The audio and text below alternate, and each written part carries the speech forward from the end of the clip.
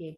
Om Apyayantu Mamangani Vak Prana Chakshusrotra Mado Balamindriyani Cha Sarvani Sarvam Brahmopanishadam Maham Brahma Nirakuryam Mama Brahma Nirakarot Anirakaranam Astva Nirakaranam Me Astu Tatatmani Nirateya Upanishatsu Dharmaste Mai Santu Te Mai Santu Om Shanti Shanti Shanti.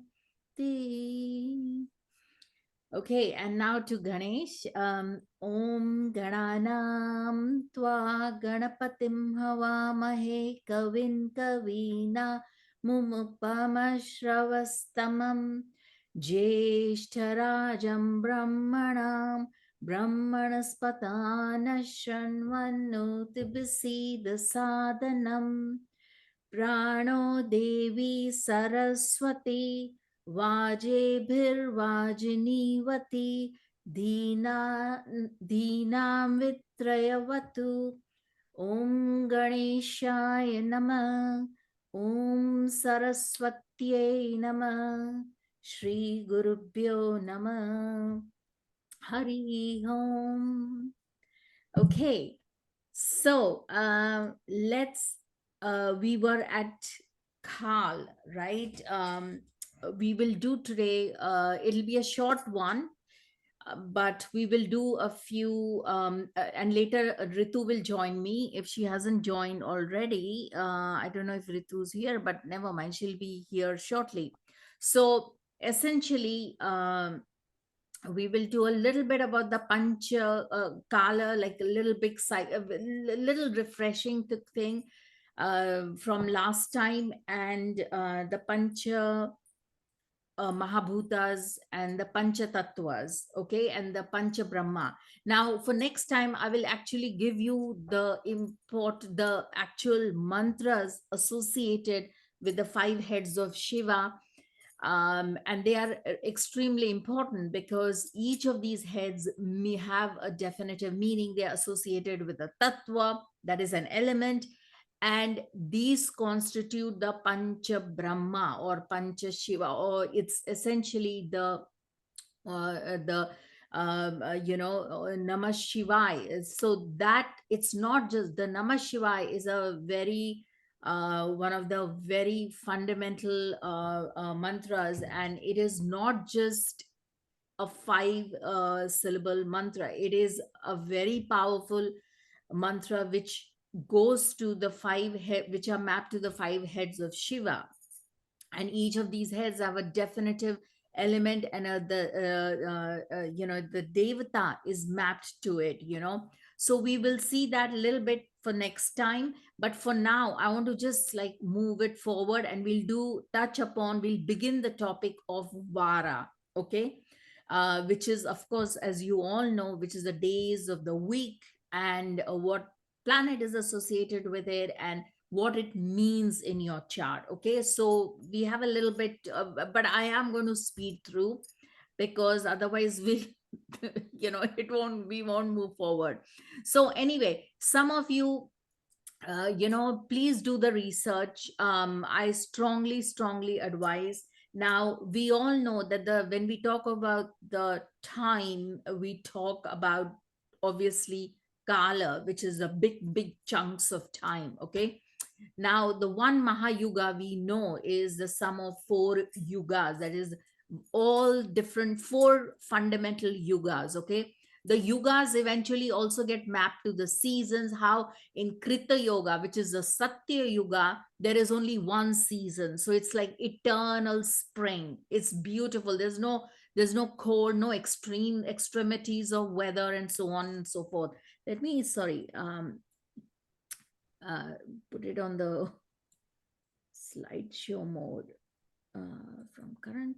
Yeah, yeah. So there's no extremities of temperatures and so on and so forth. And so, and as we progress, like the Treta Yuga and the Dwapara Yuga, so Lord Krishna came in the Dwapara Yuga, right? And he is really for our Kali Yuga, he is our Yuga avatar, okay, Lord Krishna. So any problems, any issues, anything, he is the our entire purpose in life is really to achieve that bhakti or the devotion and understanding of Krishna. So I think if we are able to do that in this yuga, in our time on earth, we will be fine. Right, sorry.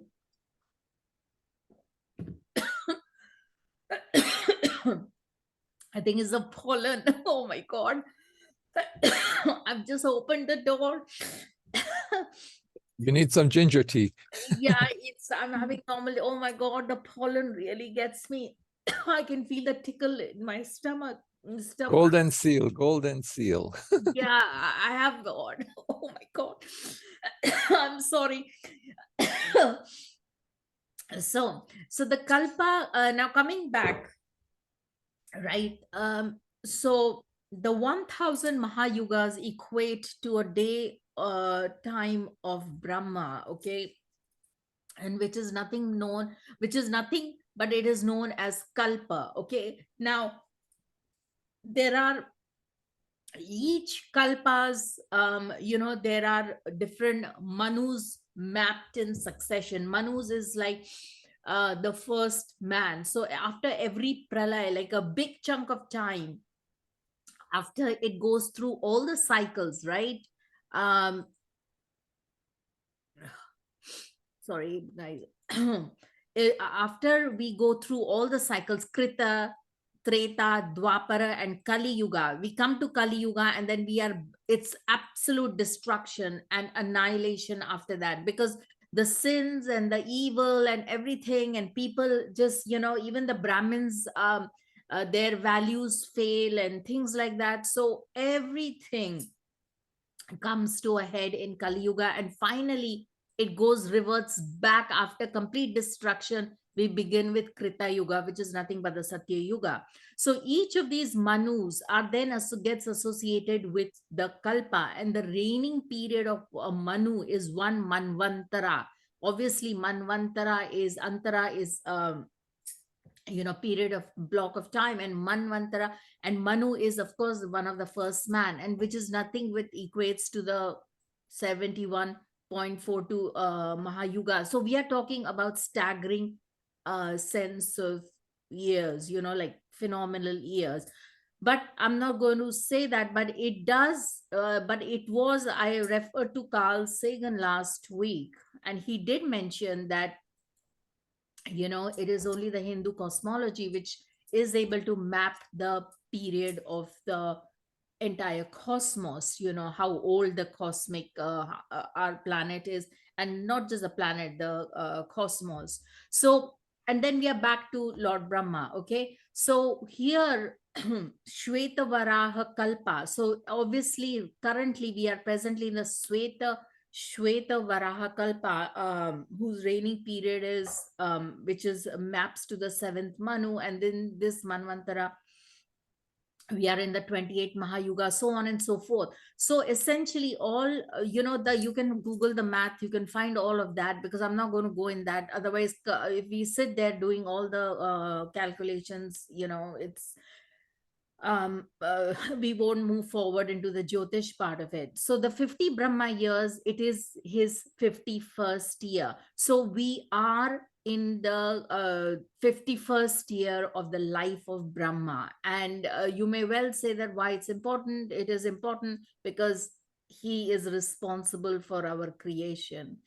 So, and that is why we talked about the sankalpa. See, this is the homam, right? Anytime we do any kind of fire ceremony, any kind of homam, havan, it's also called havan in North India, we have to invoke some kind of a deep desire or some kind of a sankalp, definitive sankalp, that this is what I would like to do. It could also be like an offering that please help me with my situation. And it's also partly, it's also a sense of surrender. Okay, now the sense of surrender is extremely important for any activity, right? And so before we invoke all of this, so uh, uh this is always invoked, this particular prayer.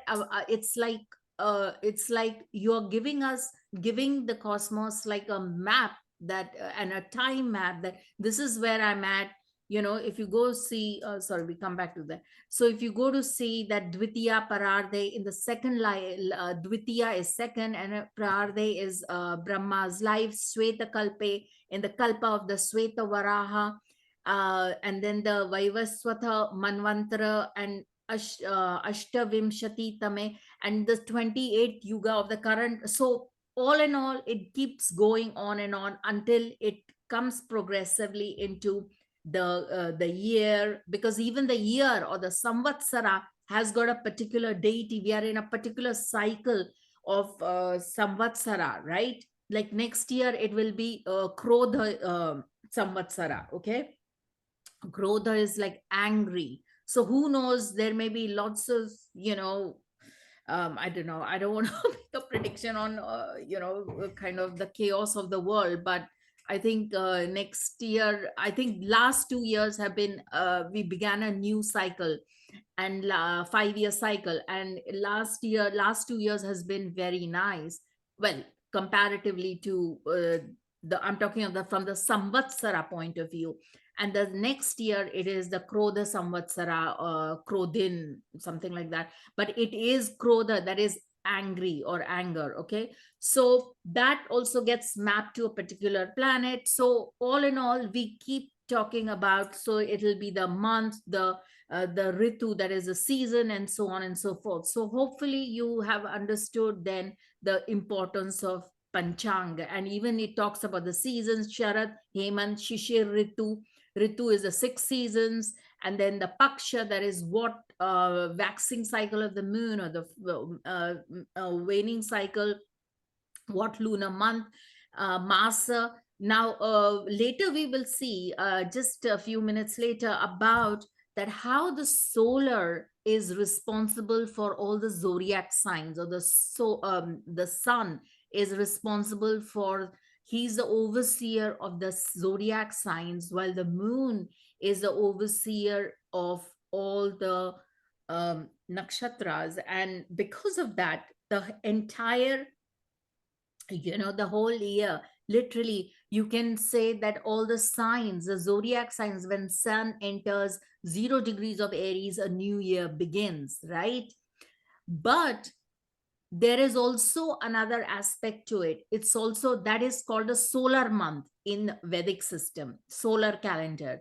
But when there is a new moon, or some people take it as a full moon, then that particular nakshatra in which the full moon or the new moon is falling in is taken as the start of the lunar month. Okay, so all the calculations for all the festivals, everything is calculated from on the basis of that. And the tithi, etc., all of them are, computed or as per that. So you have to understand that tithi is extremely important from, it's, and in some ways it is even more important than the day of the week you're born. And I will come to that, why the comparison, why it is so. Okay, so anyway, moving forward, we saw this very vital principle last time of Panchangam, Dashama Phalam.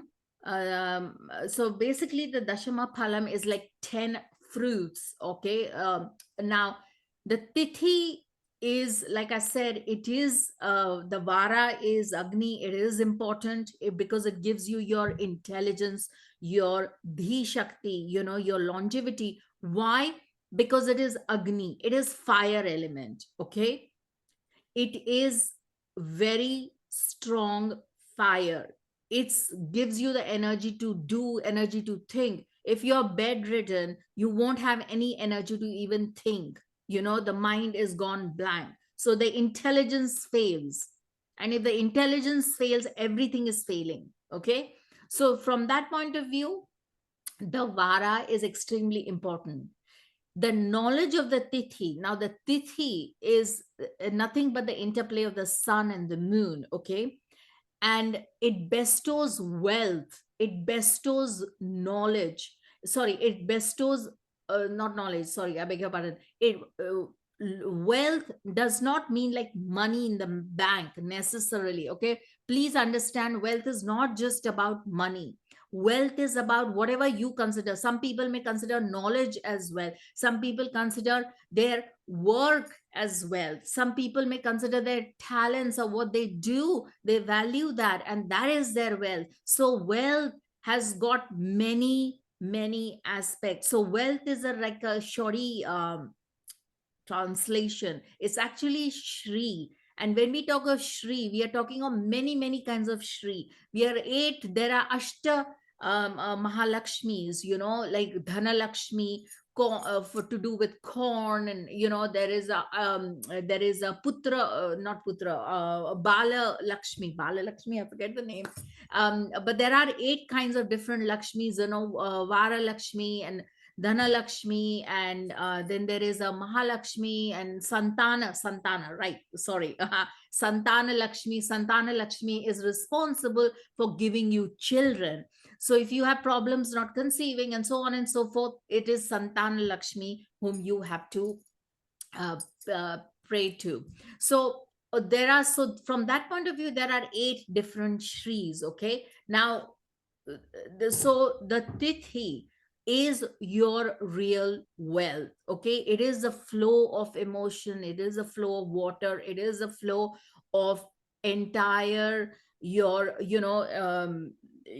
the immunity also, because if, let's face it, if there is some blockages somewhere, some kind of glandular blockages or something, then the flow of water in the body gets trapped, so the immunity gets into a problem.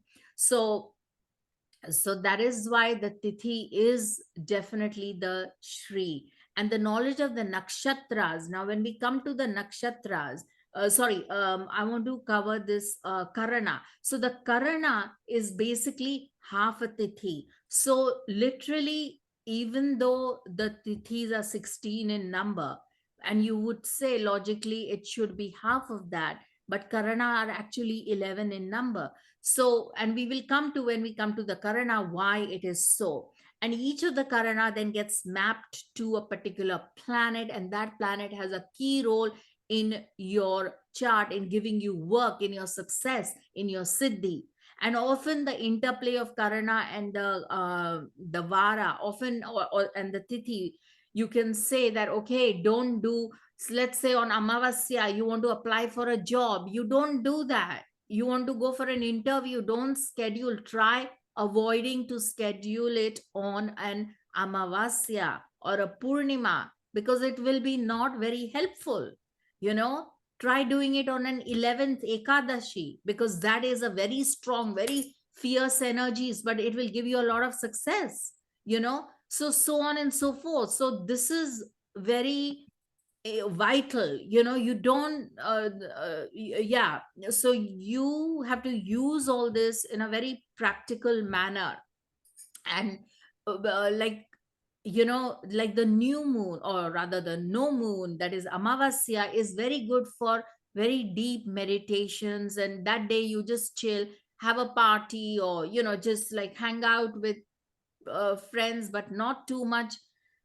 But it is very good for just activities which calm you down, because the moon has no power that time, but it doesn't mean that the moon is powerless, completely. But that is not true. The moon has a lot of power, but its power is a little bit subdued, so you need things to bring it out. So don't think that, oh, this tithi is useless. Remember, I said there are 16 kalas, or if you map it into 4 to each of the kalas in each of the kendras, then they literally are 64 kalas or talents which each of the tithi will bring to you. So don't say, oh, I'm born in Amavasya, it's the misery, and I wish it was Purnima. No, it's not like that. Use that, use that particular tithi. Okay. So yeah.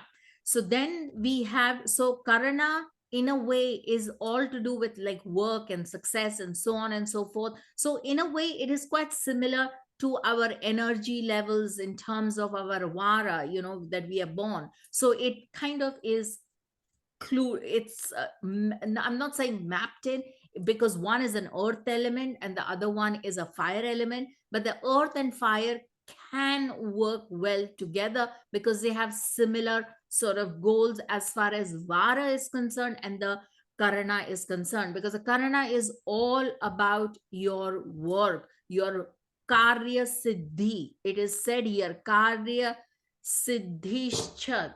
So basically, it is all about success in your work. Okay. So from that point of view, Vara, you need that energy in order to translate it into success. If you have no energy, no intelligence, no application of intelligence, nothing is going to work. You need the intelligence. You need to know where you can control your senses, and so on and so forth. Why am I suddenly bringing in senses? Oh my God, because we are talking of Panchang. Panchang's the origin, the root of Panchang is nothing but the five elements. And the five elements get mapped to the five different sensory organs and its abilities, as we will see. Okay. And then, of course, the last one. The Tithi and the yoga. Okay, the yoga cures diseases. So the yoga and Tithi in some ways is quite similar as well. Let's face it, if you have the knowledge of the Tithi, if you have, then you can get the wealth. You are able to, whatever wealth you may consider, whatever Shri to you may be. If Shri may be for you like being absolutely dedicated to information gathering, dedicated to Jyotish, fine. But that will also help you maybe to Ayurveda. That is also, it's coming from Atharveda. It is also a part of your Shri, because let's face it, when the Samudra Manthan happened, the churning of the ocean floor, when that happened, all the treasures came out, one by one. Dhanvantari was one of them. Dhanvantari is a god for Devata for Ayurveda. And so when that came out, then that is also a part of your Shri, So what good is Ayurveda? Of course, any problems, any kind of diseases, any kind of, or most yogis who are very good with absolutely, who are yoga masters also know about pranayama. They also utilize Ayurveda and natural healing techniques in order to overcome a lot of the diseases. So that helps. So that way, the Tithi and the yogas are pretty closely linked. Okay. And then we have on the separately covering, it's like the overall seer, underpinner of everything is the nakshatras, because the nakshatra literally is our breath. It's our, how we breathe and so on and so forth. And it will help you to overcome many, many lifetimes of sins and karmas and negative karmic debts and so on and so forth. Each moon nakshatra carries a lot of karmic debt in with you, a lot of karmic debt. Okay, trust me, there is no two ways about it. The nakshatra that your moon is in, your lagna is in, will carry a lot of karmic imprint on it. So all that can be seen. So the nakshatra is here to help you to wipe out overcome some of the sins and do sort of like a contemplation and sort of make good what has gone, or at least not create more further negative karmas. And that is why the nakshatra becomes very, very vital, extremely vital. Nakshatras are like super important from that point of view. And because you are you are conscious, because you see, with nakshatra, it comes in your consciousness. And what does that mean, that it comes in your consciousness? That means it will give you the naipunya literally means, um and it's like make you skillful at figuring out, how do I manage myself, how do I manage my mind? Because remember, nakshatra, we are talking of the moon here. How do I manage my mind by myself? What do I need to learn? What dhyana do I have to do? What bhakti do I have to do in order to, for me to overcome my mind? We can get very arrogant, as we can see. There can be a lot of ahankara, arrogance. And so that, of course, that has bad negative effects. Karma is, as they say it in the Western hemisphere, karma is a bi, I'm not going to name it, but it really is, whatever goes round does come round. So the nakshatra will help you in overcoming that. Okay, so it'll give you the naipunya is literally sort of like all the punya of the previous lifetimes. It will give you that intelligence to work with your, and not create further negative karmas. Okay, yeah, there we go. Naipunya. Dexterity, skill, cleverness, proficiency. And so, there we go. There's a chaturvarnasya dharme vai naipunyen prakritarya. So there we go. So this will give you a lot of dexterity, cleverness and proficiency, in order to wipe out some of the sins and many, many past life karmas. Okay. Now, the Pancha Tattva, as we all know, is also maps to the Pancha Devata. Okay. And they are nothing but the 5 heads of Shiva. There, the signification of 5 is it's also Panchabrahma. Okay. Now, there are many, many significations of the 5, but I'm not going to cover too much into depth. But I have to go into the Tatwas, because without the Tatwas and the gunas, because they are the building blocks. Okay. I am going to do, like I said, I don't want to spend too much time here on the Tatwas. So I'm going to literally skim through. Now, there are many schemes, okay? Different Upanishads. If you, this is coming from the Krishna Yajurveda Upanishad, Varaha Upanishad that is coming to. It talks about the Tatwas, the fundamental building blocks or principles, can be 24 or 36, and while others, some texts carry to be 96. But when they talk about 96 and 36, they include a lot of other gunas and stuff like that. So, we can just breeze through them. Most of you know this, but I'm just doing a little quick repetition. Okay. So here the Moola Prakriti. So now remember one thing, Shiva's of the Brahman is nothing but shunyata, as we saw last time. Now that needs the Shakti or the Lalita or the power in order to manifest, and then we'll see later how there are 3 different Shaktis associated with the creation, and each of them is why we are here for. Okay. But for now, we can say the Moola Prakriti, which is Moola is the root of all creation, emanates from of course, the Supreme Parabrahman or Shiva, giving birth to the great elements, the 5 great elements. Okay. But it is also, it just doesn't fall into the lap. It goes through some kind of a process of intelligence, and then the intelligence interacts with the ego or the Mahatatvas and the gunas. The gunas are extremely they are like the attributes, of Vishnu. So the sattva guna is mapped to Vishnu, the rajas is Brahma, and the tamas is the Rudra form of Shiva. So interplay of all that along with the human intelligence and the ahankara, which gives us that whole desire, that me, I-ness, and it will eventually bring forth all the elements, that is organs of sense, which is 5 in number: ears, skin, eyes, and others. So we all know that there is a chart I've given here. See, there we go. The Moola Prakriti, this is from a yoga school, but it explains quite, very perfectly.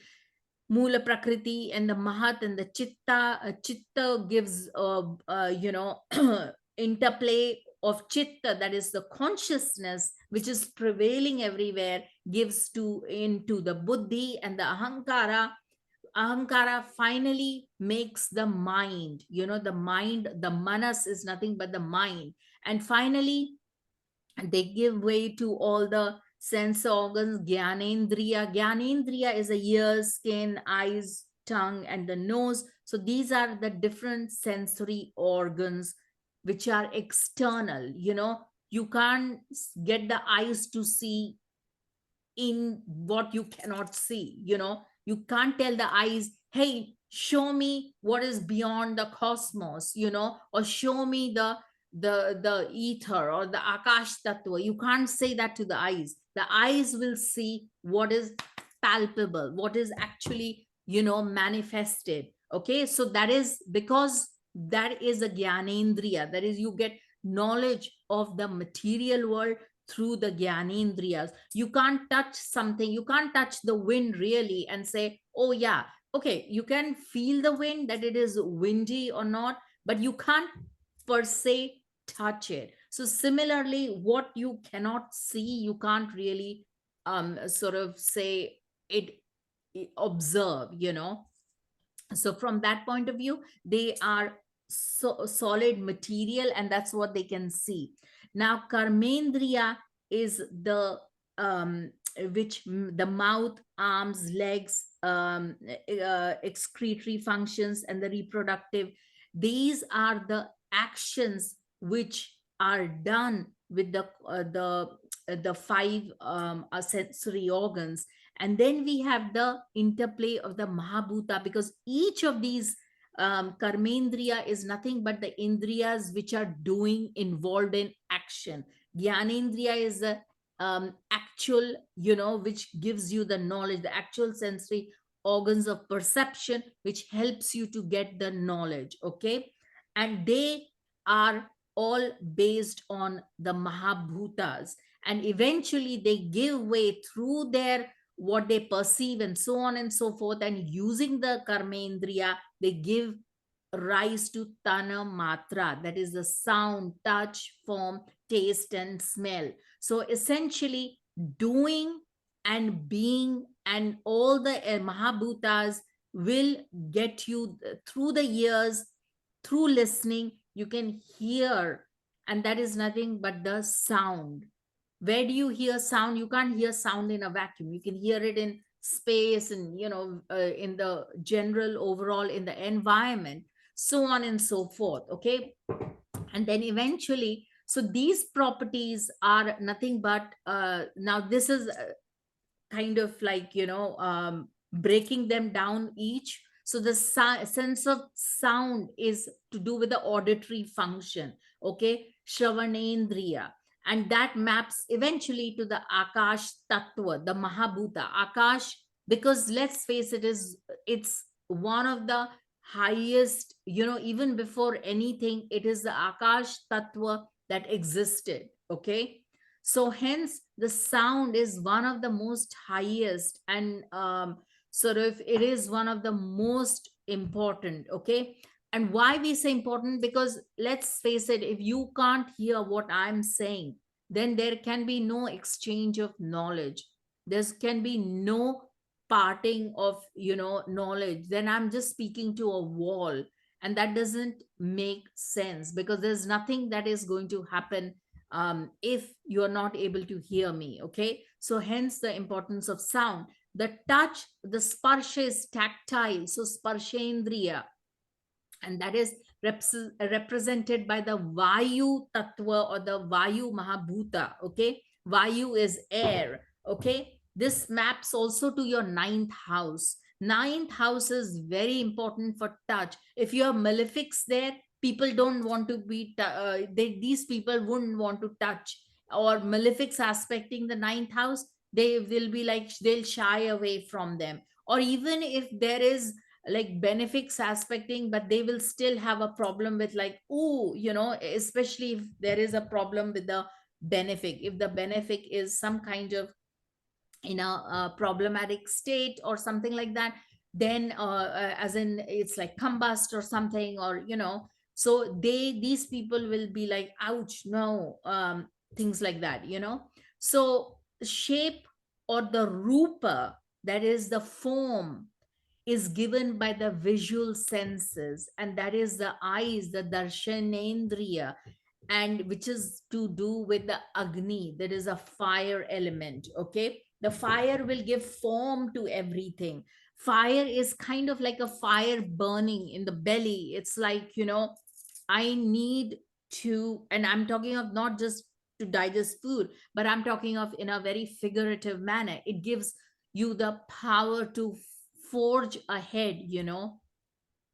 So in Western terms, we can map it to like the Uranus, the fire element, the Uranian enthusiasm and the creative ability to, go forth. You need that fire, for manifesting anything.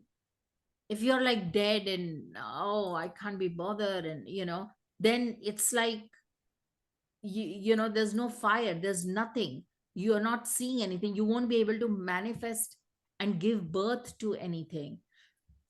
And then we have the taste, which is nothing but the gustatory senses, rasanendriya, and which is the jala mahabhuta. Jala is water.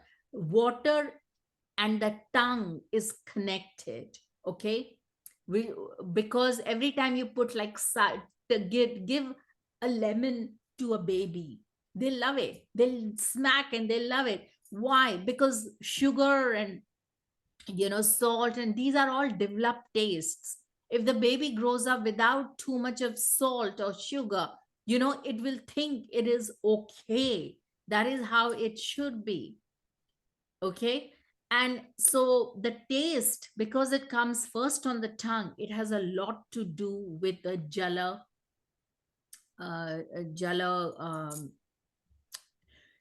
mahabhutas. Then the lastly we come to the odor, which is the gandha, which is the smell, which is the all about the nose and the olfactory senses, and all about the pṛthvī tattva. Okay, um, so, and that represents the pṛthvī or the earth mahabhuta. Okay, and odor, see, on this bhuloka, it is Mercury who is responsible for our wealth and so on and so forth. And one of the key deities for our bhuloka, I'm not talking of Mangal here, but I'm more talking about in terms of sustaining us and providing us with food and growing food, and the actual, the herbs and so on and so forth. That is all under the purview of Lord Ganesh. And that is also the reason why Ganesh is always put first. There are many, many other reasons. I think some of you may have heard me about the story how Ganesh went around his parents, then they called for a race to whoever wins all around the world, will be in any kind of puja, they will be the first devata to be called in, their names to be called and remembered. But Ganesh, of course, was clever, and so he went around his parents 3 times, so, and said that that's my world, and so he won the race, of course. And so So he is, of course, that is also another reason why he is called, he's absolutely the first one to we take, whose name we take and whose mantra we take, chant. So so the Prithvi Mahābhūta is mapped to Ganesh and Mercury has a very strong sense of smells. Okay. um Okay, so there we go. So from among these great elements, so you need to know also the order of it, in what order we come, the Akash to Vayu to Agni. From these five great elements, the Sattva aspect of space, the sense organ of ear was born. So always the Akash, okay? Definitely the Akash. Then you need the air, the wind to carry the sound waves, and that is given by the aspect of sattva. Sorry, the sattva aspect of air brings forth the sound and carries it over. And so that sense organ where you can touch, which is associated with the element of air, the skin was born. And from the sattva aspect of fire, the sense organ of eye was born. So the sattva aspect of waters, the sense organ of tongue was born. And then finally, the sattva aspect of earth, the sense organ of nose was born. So the earth is last. So this sequence is very important. So it is Jupiter, Vayu is Shani. Remember, Shani and Rahu, who are both sources, but Shani is like a Tara Graha. So we will take Shani. So these are all Tara Grahas. So Shani is responsible for the sense of touch. Okay. And also because he is in, why is Shani attributed Vayu? Remember, Hanuman is Vayu Putra. Okay. So Hanuman is often on Saturdays, people worship Hanuman. So this is the reason, because he is the Vayu Putra. He's able to travel in a blink of an eye from across everywhere. So hence Shani is the Karaka, and also he's in Digbal, in directional strength in the seventh house. Then we have the fire, which is the Mangal. So the fire is very, very strong. The Karaka is Mangal, and the source, of course, is the sun. And so the Agni Tattva gives shape. Mangal is like the commander in chief. He just is following the marching orders. He has to act and he has to move and carry the orders of the king. And then we have the Jala, which is nothing but Venus, because and Venus is a lot to do with how you use your tongue, how you speak, what food you eat, what flavors, and so on and so forth, the tastes and all that is controlled by Jala Tattva. Jala is nothing but Jala is nothing but water. Okay.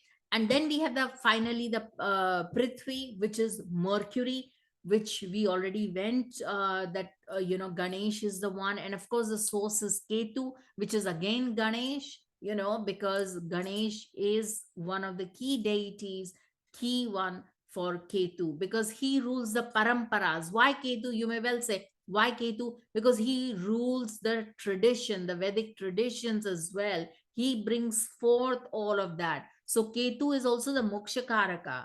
So we can't have moksha if we are not, if we are here, we are not like some little out of the blue, we've just landed up here. We have a whole lineage to us, we have a whole history to us, many lifetimes to us. So that is all to do with Ketu. Okay. So now like I said, I don't want to go too much into it. So these are the 36 tattvas. Those were the 5 basic tattvas. Now we come to the universal tattvas, okay, the principles for the creation of the world. So which is the Shiva tattva, which is to do with our consciousness. Shakti is the Ananda or bliss. Sadashiva tattvas. Remember, I said there are 3: Ichha Shakti, Jnana Shakti, and Kriya Shakti. So these are the 3 fundamental why we are born here on this planet. Ichha Shakti, Kriya Shakti, and Jnana Shakti. So at any point, our creation, we need these 3. Why? because, and at every point you will need these.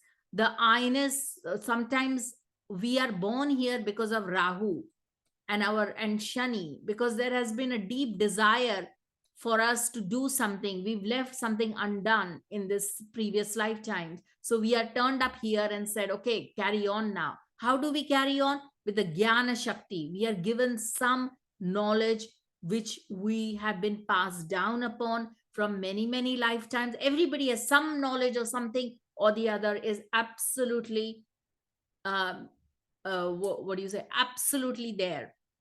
There's no doubt about that. It may not be the same as you and me. Antot may not have the same knowledge. He's coming, he's very interested in herbs and herbology and what works, everything naturopathy. Do you think he just turned up on this planet just knowing this all of a sudden or just Googling it? No. The fact is, he has a deep interest in it. He's passionate about it. So this is something that is probably some previous lifetime he left off, you know, and now he's like regaining that I want to go further into it, right? So this is all the Jnana Shakti which is coming from previous lifetime. And then you have the Kriya Shakti, which can also be dominant. That is all to do with Vidya. What are you? How are you going to act on it? So these are the fundamental building blocks for the world per se. Then we have the Shuddha Tattva, that is the Tatwas of limited individual experience, which is the Maya Tattva, and the difference in, plurality, consciousness of relativity, that is how relative things are. So Maya Tattva is a lot to do with like how we are in terms of the world, the manifestation and the differences and the pluralities, the multiplicities of the whole manifestation of this planet. Then the Kala Tattva, in this, the reduction of universal authorship of universal consciousness, and brings limitation with respect to the authorship or efficacy. So Kala Tattva is also a lot to do with, in terms of time. How much time do we have on this planet? Are we here forever or no? No one gets out from here alive. So we are talking of Kala Tattva. Then we have the Vidya Tattva. Then you can read about this, you can just Niyati, the freedom of universal consciousness, Purusha Tattva, Prakriti.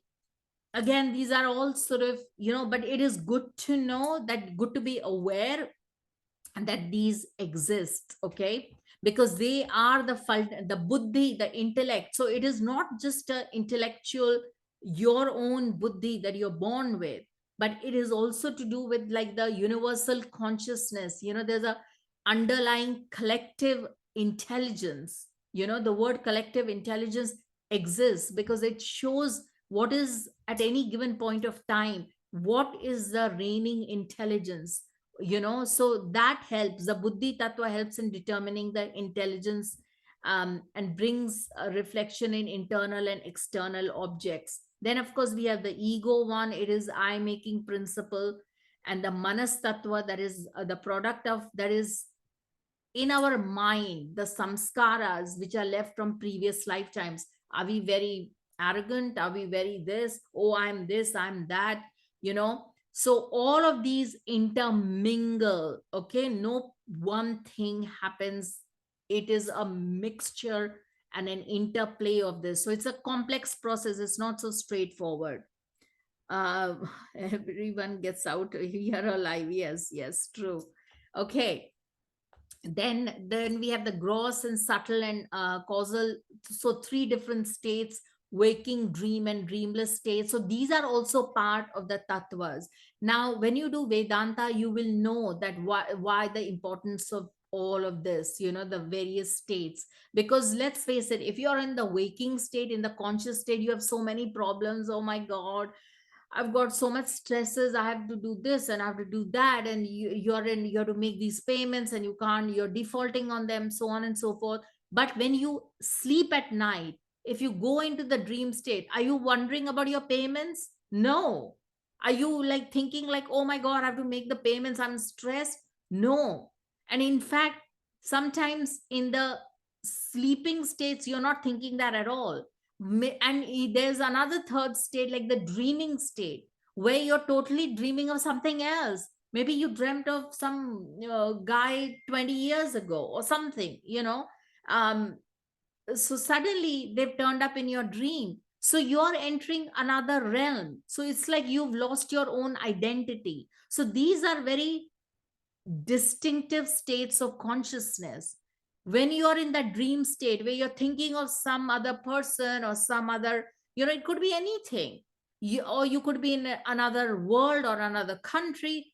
At that time, you are not relating to, let's say, your own self with all your problems. You have defaulted on the payment, your child has got hurt, he's fallen down his bike or something, you're not stressed out about those things. So it's like a different consciousness altogether. So it's a different state of consciousness. This is a very fundamental building block or a principle for Vedanta. If anyone, whoever will study Vedanta someday, they will know that these are the different things, the causal states, they are totally different, the dreamless, dreaming, and the waking state. Then so all the sages collected the sum total of all these principles, and they put together, and they were 36. And with these tatwas, there are 6 changes: that existence, birth, growth, transformation, decay, and destruction. They all go through that. So remember, after our long after Kali Yuga, another some thousands and thousands years left, again we will all be gone. We'll be gone way before that, of course. But who know, but not, maybe we'll come back as human beings, and then it'll keep happening till everything becomes pralay, everything is in a frozen zone, and then the whole cycle will begin, so on and so forth. So they are supposed to be the 6 sheets as well, but I'm not going to go into that. And then we have our own 6th house problems: passion, anger, shadripus, matsya, and all of that. All of those shadripus will turn up in the 6th house. 6 different kinds of enemies we have anger, we have delusion, we have pride, we have malice, so all, we are out of control. So these are all related with the 6 sheets as well. Okay, anyway, so on and so forth. Like I said, then there are 96. I'm sorry, I'm not going to go through the 96 principles, it will take us away, but you get the picture. Okay, that the manas buddhi, the key thing is here, the manas buddhi and the 5 elements, and the manas buddhi, the manas is the moon, buddhi is the sun, which is your intelligence, which is your rising sign. Chitta is consciousness, actually, I beg your pardon, which is actually the sun. And the ahamkara is our pride. Okay, so these are all the 4. They can easily be mapped to the 4 kendras. Besides these, then they have the 5 elements, and so on and so forth. Okay, so let's move to the next slide. Okay, I know it's a little bit like, oh, you have the Panchavayu too. Oh my God, I forgot about that. So there are these pranas, which are like within our body from the Ayurvedic standpoint. They also map to the chakras as well. But again, like I said, if I start going into that, it will be to going onto a different trajectory all together. But remember, the 5 is a very important principle, because it's Panchavayu, that the 5 vital airs, some after, for digestion, some vayu goes up, some vayu is meant to go down, some vayu stabilizers, so on and so forth. So these are the building blocks. The Panchavayu are the building blocks for our health, and of course they are the key for in Ayurveda as well. Okay, so so here is like, I've made it easy for you here. Agni is the fire, the water element is Jala, which is Shakti, any Shakti. Surya is the source, is Agni. The fire elements, planets are, Ketu should also be added here, it's not here. Sun, Mars, Ketu. Sight and vision is sight. So these are the Gyanendriyas and the Karmendriyas. Okay, and the air, called air, Mahābhūta, the 5 great elements. The air one is Vayu, which is mapped to Shiva. Saturn and Rahu, of course, touch, and Saturn rules touch and skin. And then Earth is Ganesh, as we said, and then similarly nose and ears and so on and so forth. Okay. So here, how does it map to each of the Kendras?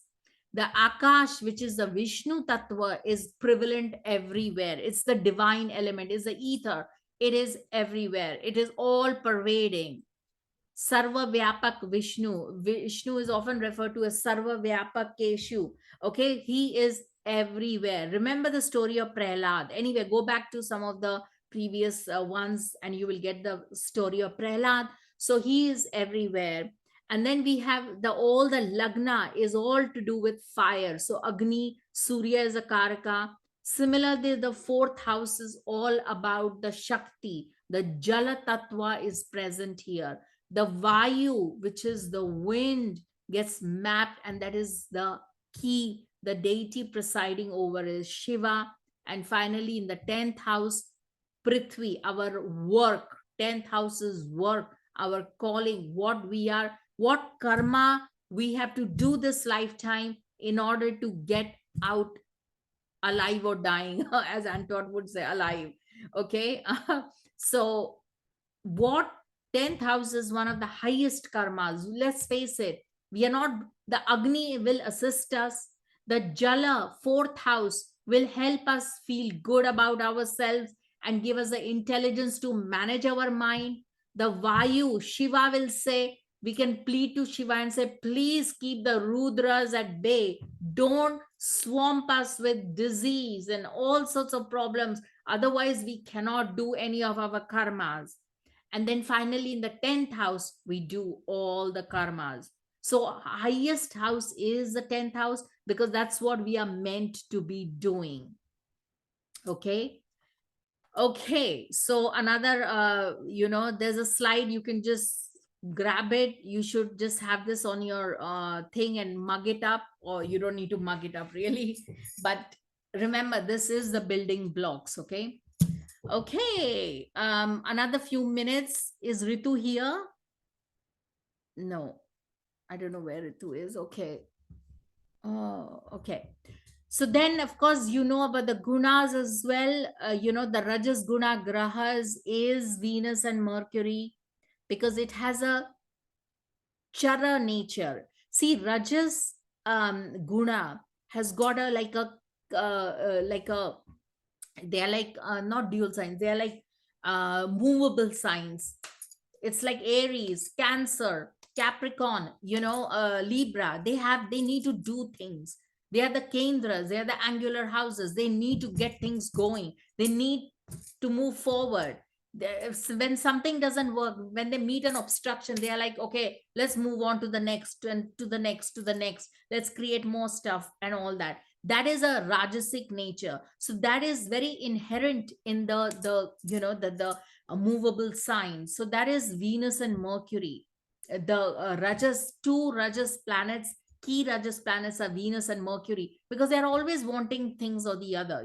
They always want to do stuff and things like that. Sattva guna grahas are Sun, Moon, Jupiter. Hare Ram Krishna. That's the fundamental formula for Sun, Moon, Jupiter. Okay. Ram and Krishna maps to Sun and the Moon, and Jupiter is Hare. Okay. So finally, the Sattva guna basically is the very strong energy in terms of they want to just, I'm not saying give up, but they have a sort of a sense of like, okay, the balance is very important for Sattva gunas. Okay. The very, very important. So they will spend more time in, and let's face it, we are made up of all of these three, but we need to strive towards the Sattva. But of course, after lunch, our body naturally goes into the tamas sphere. Think about it.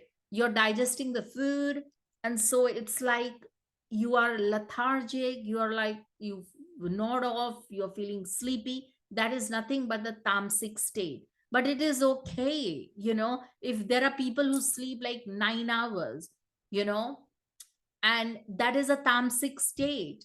Now, once in a while, it's okay to sleep 9 hours, but if you consistently make it a habit, it's a problem. So they have a predominance of tamas planets, and that is Mars, Saturn knows these are the specific grahas, and the signs, and the typically the tamas, the fixed signs tend to be like they don't want to move the status quo. They want things to be the way they are. Okay.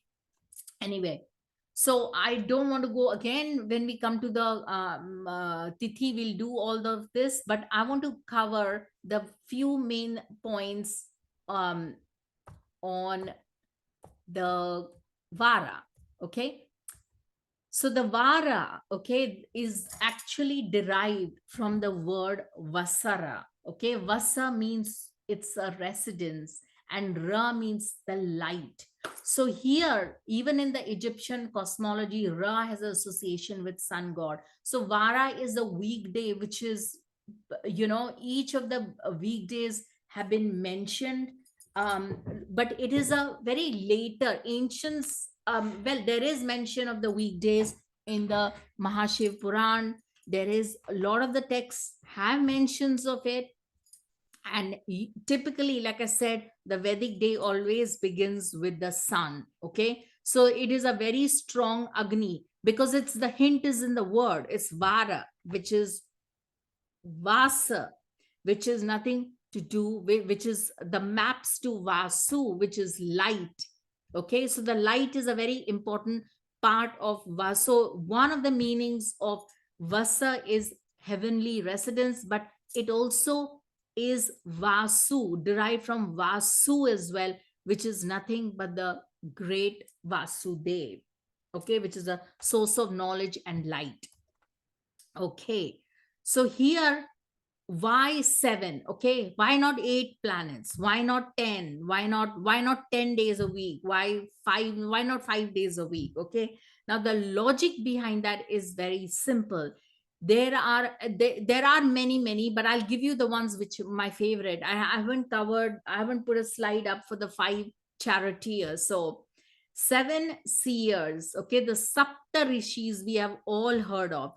You can see a little pictorial representation of it here. Now, the Sapta Rishis were the original sages whose lineages then multiplied thanks to Brahma and Prajapati. But the original Sapta Rishis were the disciples of Dakshinamurti Shiva, and he imparted all the knowledge to the mankind through the lineage of the Sapta Rishis. So we are all mapped. Doesn't matter whether you are Western, Eastern, Northern, Southern. It's irrelevant. If you look at the history of mankind, they will all get mapped to the Sapta Rishis. Sapta means 7. So each of these rishis is mapped to a particular astronomical star.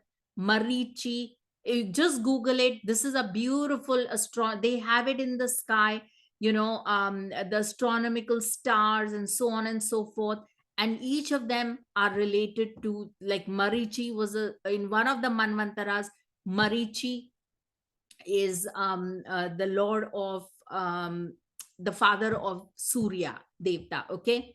And he comes from the lineage of Marichi, but now it is Kashyap, who's the, so depending on what Manvantaras, the sages may vary a little bit, slightly, ever so slight, but it's, much of muchness, okay? So Atri has always been with the moon. Pulatsya is Mercury, Angiras is Jupiter, Kratu is can you see Kratu? Pula is Venus. You can't see Kratu here. Okay. Ananta is, of course, Narada, or Ananta is Ketu. Sorry, guys, you can't see it, but I will. It's going way out of it. Anyway, Vashishta is Saturn. And so each of them have a certain sort of karma attached to it. Like the sun is about identification, about our self, because it is a karaka for the lagna, it's our intelligence, it's our being, our soul. So that is the sun. Saturn is a lot to do with longevity. Without Saturn, we don't have a hope in hell. Because Saturn, as long as the karmas keep going, you'll keep living. Even if it'll torture you, but you'll still keep living. Maybe because it has you've tortured other people in some lifetime, so and so forth. I'm making a little joke here, but really that is what Saturn is, the karmic master. So Jupiter is about consume, the knowledge that it's like if you see Jupiter with over 60 moons, it's like the big gas planet. Okay. What is so heavy? It's one of the heaviest. So it's like keeps going more and more and more. So I would recommend all of you to do a little bit more research on the cosmology and the astronomy, because you will get a lot of hint about what the astronomy of the planet is and how the planet behaves. Okay. Similarly, the moon is about mind, it is about the eyes, the chakshu, and the Atri is the overseer of that. Pulatsya is about hearing, ears, not hearing, but ears, and it's about karma, and so on and so forth. So I'm going to get the slide because it's missing here. Mars is missing, Rahu and Ketu are missing.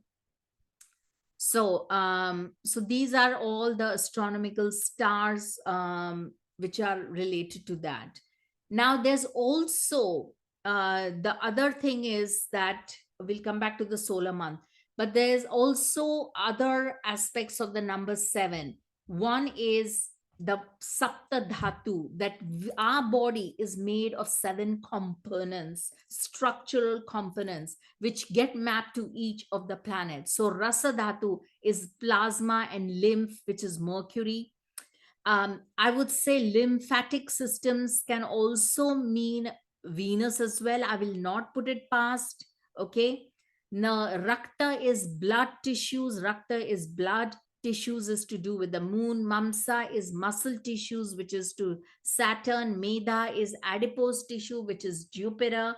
Asthi is the bones, which is Sun is the seer. And Majja Dhatu, there is the bone marrow, the nervous systems, the nerves. Any problems with nerves, look to Mars. Look to oils which will help you calm down that Mars. Because Mars affliction, nervous affliction like Parkinson's and all is pretty serious. It can be very debilitating. So look to the Majja Dhatu, the nerval disorders.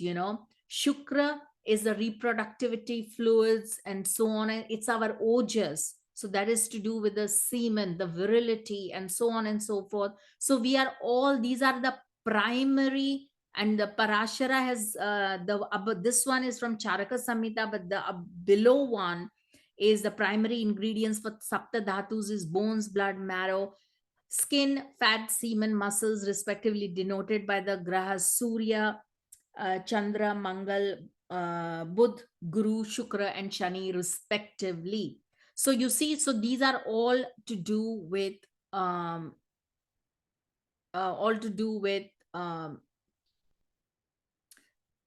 by Parashara's definition, and they all can be mapped in to. I think the Rasa Dhatu has to be also Mercury and Venus as well rules it. I will check though with Charaka Samhita. Anyway, so we won't go into the lunar months just yet. So there's also another aspect to this number 7. Okay, the number 7, you have to, now this is the little homework. Okay, all of you are getting, check like every day of the week, and this Antot will also know because he's a Western astrologer. Any weekday, the first hour is attributed to that particular weekday, right? So let's say Sunday, the first hour at sunrise, after sunrise, is always ruled by the sun. And then what sequence does it go? It goes in the sequence. Why is it Sunday, Monday, Tuesday, Wednesday, so on and so forth? Because they follow the sequence of the speed of the planets. So similarly is the Hora. Every hour is ruled by a particular planet in a particular sequence, and that sequence does not change because the ruling planet of the day will lead that particular day. So sun will be the first ruler, first ruler of the day, and the day ruler, which is Vāresa, and consequently every hour it will be after Sunday, then Monday, sorry, so on and so forth. So you have to figure out what comes, what is the speed of the planet, and it is, because I'm giving you a big hint, it is linked with the speed of the planets, the sequence. Okay, so find out what is that sequence, and do put it up in the Telegram group. Okay. Okay. Hi Ritu. Is Ritu here? No. Okay. Anyone so far? Any questions? We'll wrap it up now. Okay. Hello, guys.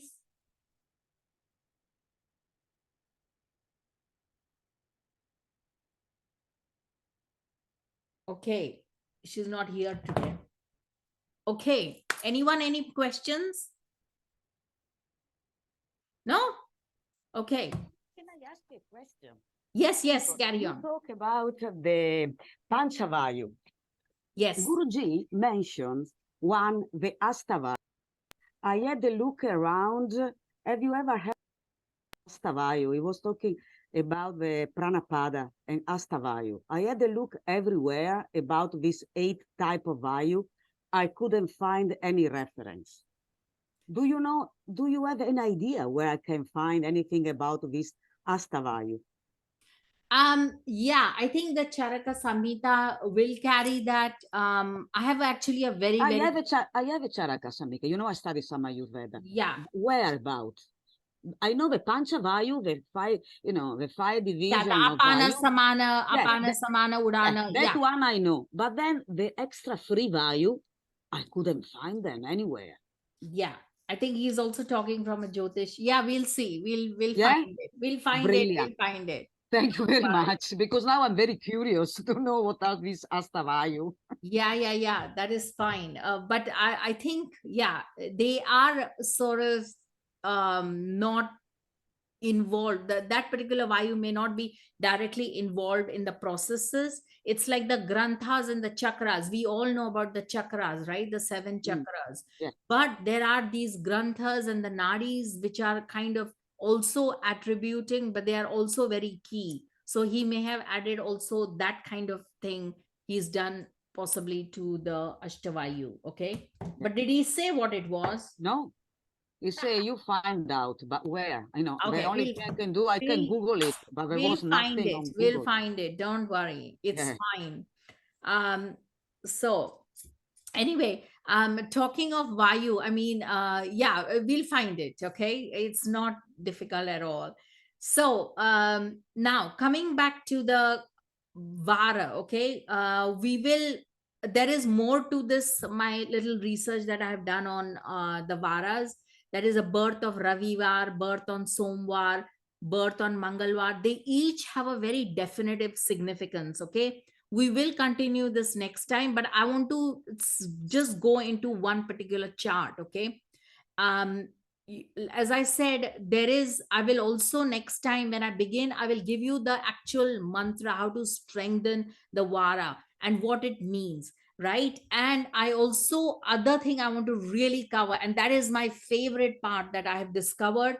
It is fantastic. It is coming from Shiv Mahapuran. Okay. And it basically is Lord Mahadev, the global physician, the omnipresent, the panacea of all panaceas, made the first day of his own day that bestows good health. Now, this is coming from the let me reference it. It's coming from the Vidyeshwara Samhita, chapter 18. Okay, when he's describing the fire yagya, okay, the Agni Yagna. So here he's talking about the first day, his own day that bestows good health. Now, obviously, he is not, because it is in the Agni Yagna Samhita with Vidveshwara. So he is not going to be talking of water. He's not going to be talking of all that.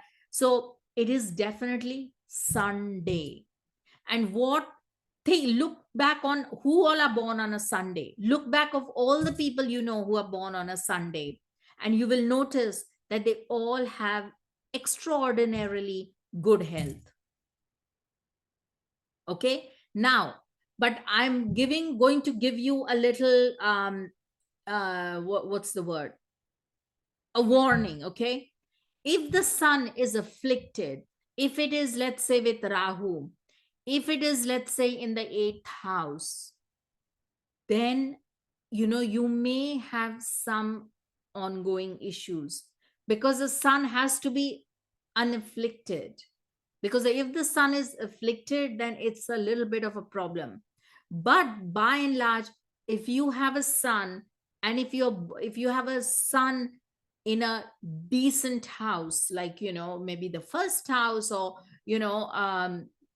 the 3rd house, or the 9th house, or the 10th, by and large, and if you're born on a Sunday with the sun you have in these houses, then typically speaking, you may have the fortune of having good health.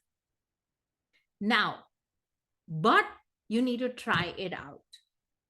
I want you guys to all know now. And to anybody born on a Sunday? Anyone? No one. Anton, when are you born? Which day? Monday. Monday. Monday, born on the Monday. Okay. Yeah, moon. Moon. So the moon becomes very important. Okay, we'll come to what the moon bestows. So anyway, so this is something I want to cover now for next time. But here, the next, he created his Maya and bestower of prosperity.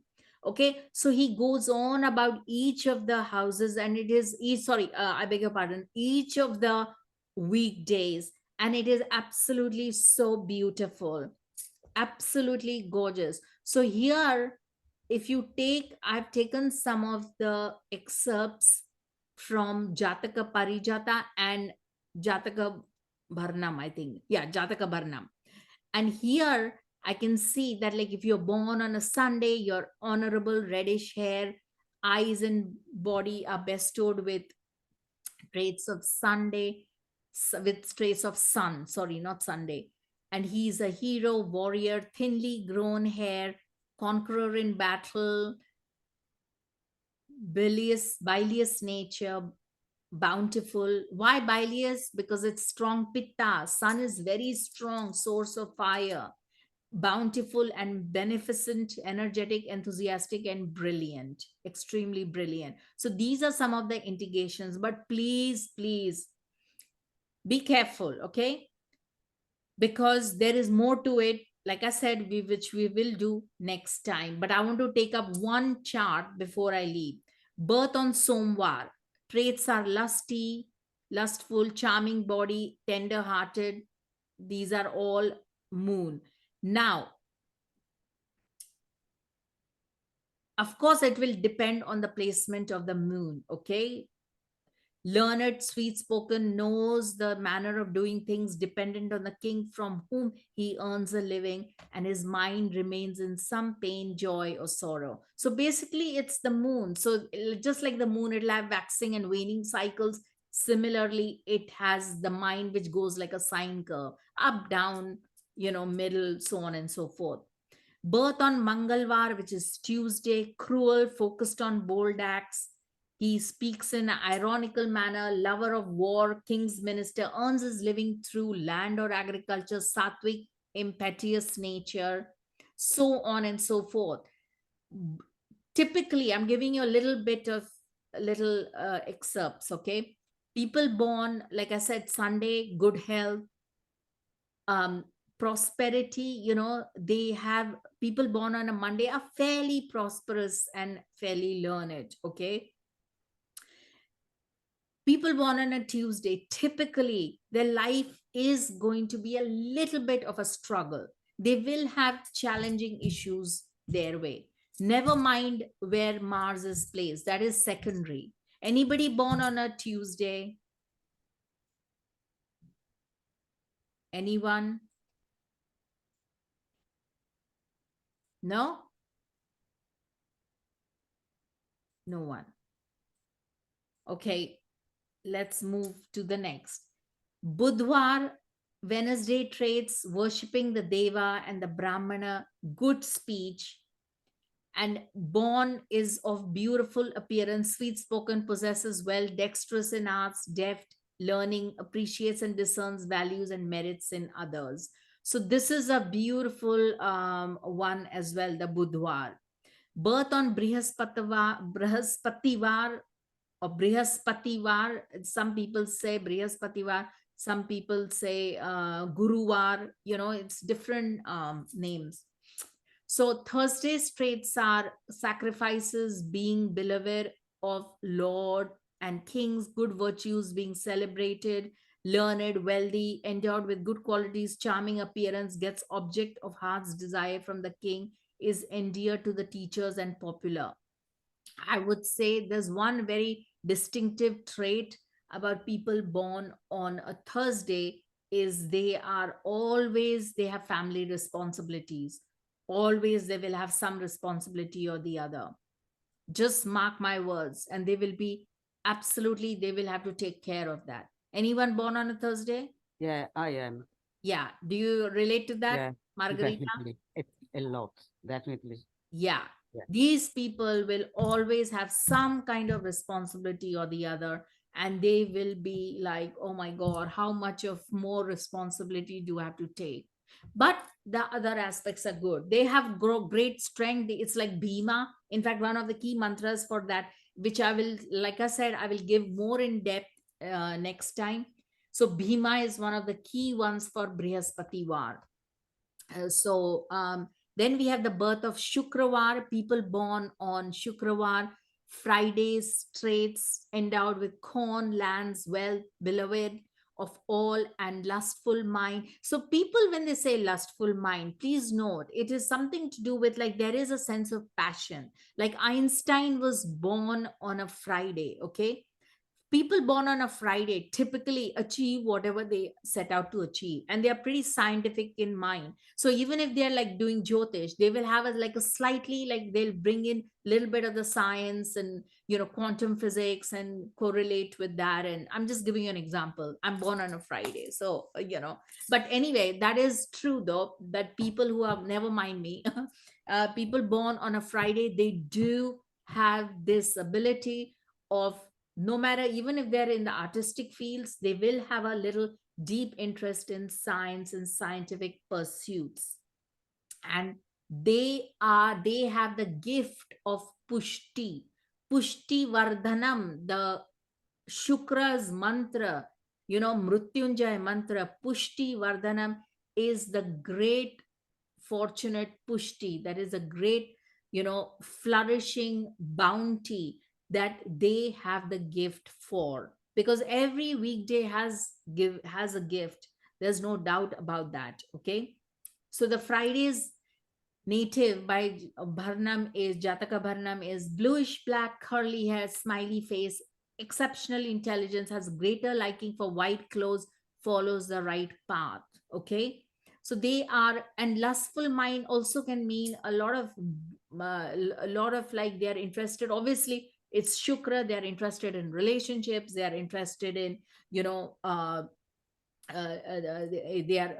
to the opposite sex, they are interested in their what's going on. Like I said, think Einstein, I think he got married like twice.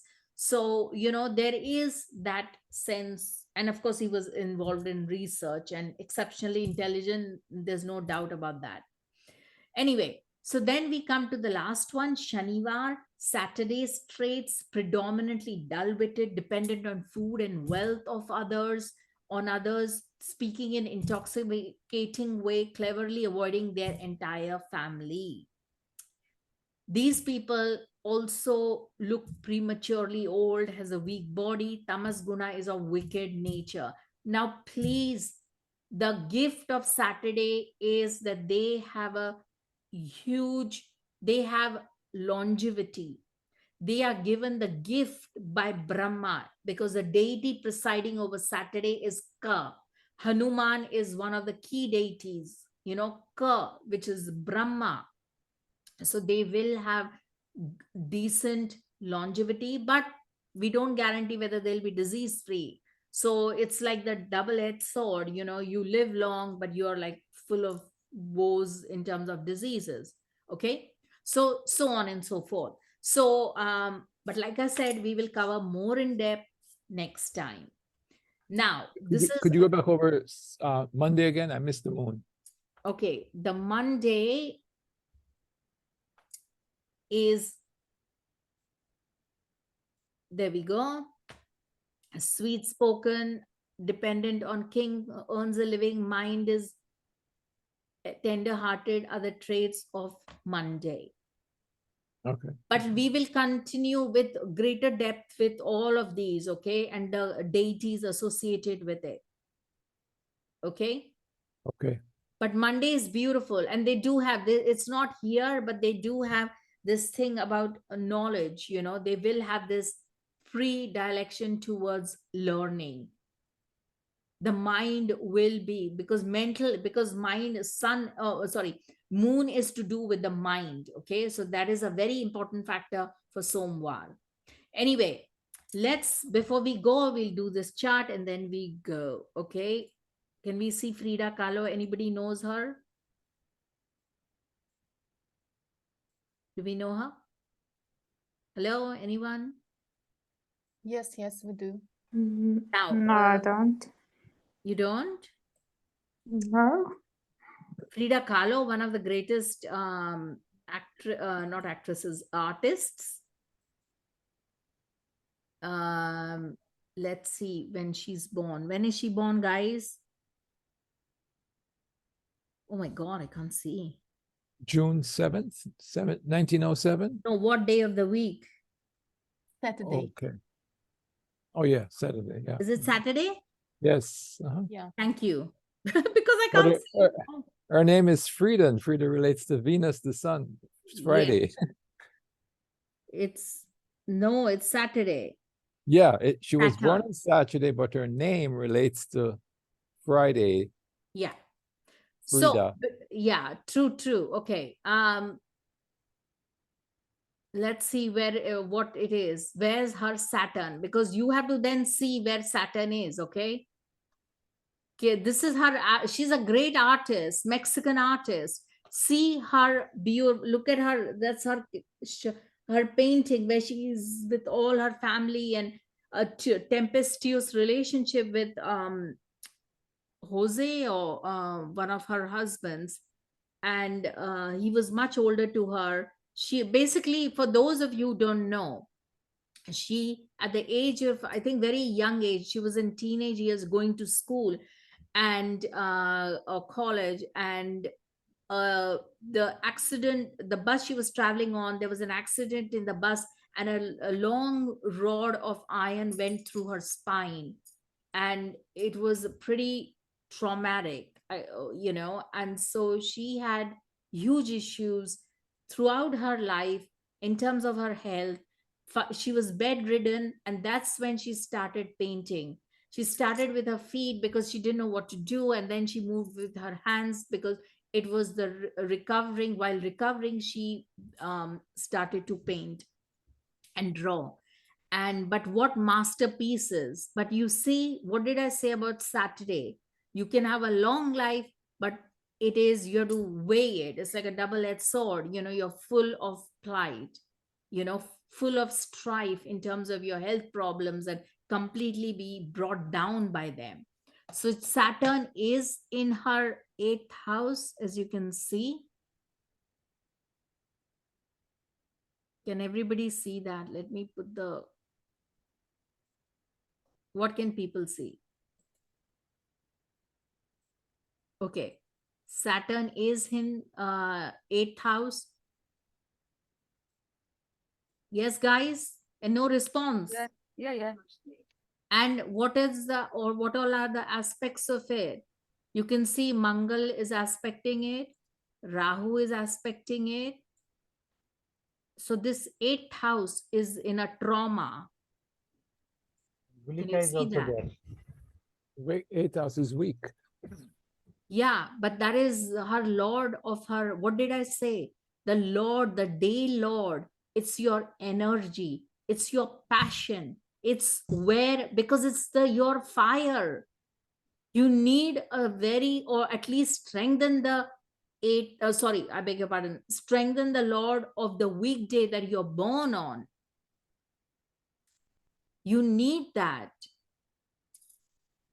So this Lord, if you see, so Saturn is completely problematic. And the other Lord, like Ketu, if you take, because Saturn is in Pisces, the other Lord has gone into the 6th house. That is equal problems. Because 6th house is all of the, so it's coming from her past life or something. But she was practically bedridden all her life. She was always some problem or the other with her limbs. But yet she continued to paint. So let me ask you a question. Yes, If yes. your Vāresha happen to be also your 8th Lord, would be worthy to strengthen it? No, it's not this case. I think about another case where the Vāresha is also the 8th Lord in another chart. Vāresha is the 8th Lord in... Yeah, like in my son case. Born on Tuesday, Virgo Lagna, so 8th Lord is Mars. So would be worthy to strengthen him. Mars is You're within not... the 10th house. Where is Mars? 10th house. Well, there's no need to strengthen it. It's fine. No, I'm not asking, in a hypothetical case, when the Vāresha is also the 8th Lord. See, you're not strengthening anything. What you're doing is you're protecting. She needs the protection of Rudra here. Because her whole life was a big Rudra disaster, one after the other. Accidents. The Rudra energy is very, if anybody wants to know what Rudra energy is, study her life and you'll know what Rudra is. One after the other, the Rudra hacked her life force away. So if you see, the Ketu is badly placed, and there is a parivartana of Saturn and Ketu, but still, and if you see the other Lord, if you take the other Lord, which is Jupiter, it is in combustion.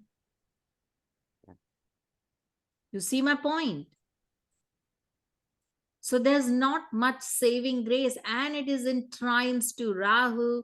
It is in Graha Drishti from Rahu, Graha Drishti from Mangal. It's a problem. So the fact that also Saturn is a character of the 8th house didn't help at all. No, because Saturn is problematic. Because he's afflicted. Yeah, but you see, it is not about being a Karaka, Margarita. It is about Saturn. It's fine. Ordinarily, Saturn would have been 8. It's not a bad Saturn. It's in Pisces. It's not an issue. But it's become the Vāresha. Okay? And next time we learn one other very important principle, which I'm going to tell you anyway, that Vāresha you see from the Lagna. Okay? From the Lagna, when you see the Vāresha, it is in the 6-8 to each other. And that's a problem. You see? Yeah. If her Vāresha was the moon, it's not a problem. Well, of course, it's also because it's well placed, and it is, even though it is what do you call, has a Rashi Drishti from Rahu, but still, and and it is the Rahu Pati, but still it is well placed. It is in a Kendra, it's in exaltation, it's fabulous. But because here Shani is a huge problem. So the Saturn Ketu transformation did happen, and that's why she managed to work through her problems So it's and kind produce of Viparita, such masterpieces. Viparita Raja Yoga in a case. Yes, yes, and produce such masterpieces, you know. But the Viparit Raj Yoga was because she was married to, what's his name? Diego Rivera. Sorry? Diego Rivera. Famous painter. Yeah, she was They married to cheated on her like mad. Yes. Yes. So she was married to a really famous artist, and Yeah. but he was having affairs. He was everywhere. and he Yeah. was much older to her. There was a lot of abuse involved, emotional abuse, and so on and so forth. But yet she clung on to the marriage because she was totally in love with him, you know. But she learned a lot from him. So that Viparit Raj Yoga did work. But again, like I said, Viparit Raj Yoga is a problem, okay? It's a huge problem. Came at a high price. With Yeah, very high price. But you see, it's the Vāresa, it's your energy. If it has gone in the 8th house. So if you see her paintings, they are very intense. They're very 8th house energy. There's very strong Rudra energies going on there. Okay, with that, we will end. Does that interest anyone or what? Yeah, thank you. Very good. Very interesting. Very interesting. Very good. Yeah? Who's that who said very interesting? Antot or? I said very good. Very Yeah. good. And somebody said very Yeah, interested. Debajyoti. Yes. Yes. Okay.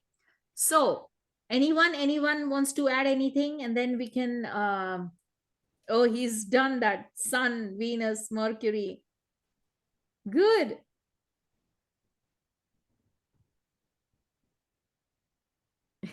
Excellent. I'll see that later. So put it up and taught in the thing, chat box. So anyway, anything else? Anyone? Any other questions? No, I'm fine, thank you. Okay. So anyone wants to tell me what their Vāresa is up to?